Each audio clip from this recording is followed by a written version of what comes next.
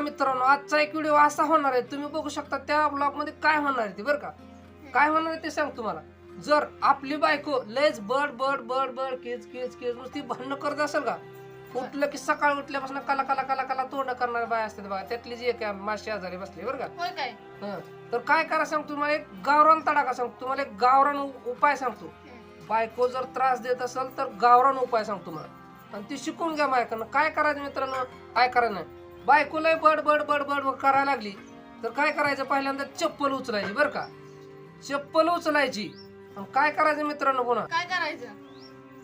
ती चप्पल उचलायची आणि पायात घालायची, आणि ती जर चप्पल हातात घेतली तर ती चप्पल डोक्यात बसल. ती लक्षात ठेवा मित्रांनो. नुसतं बोलायचं, बोलायला पण जमत नाही, काय सांगायचं बायको पुढं. अशी असते बायको, त्याच्यामुळे ताक लावावा लागतो तेव्हा नवरो लाईनवर येते. खऱ्या गार पिता. खरं नाही व खरं आहे. चला आता उद्यापासून अजिबात चपल्या घालायला नाही, बिना चपल्या जायचं. काय गार पिता, तेवढं चपल्याचे पैसे वाचते, तेवढं वडापाव खायला येते. नुसतं वडापाव.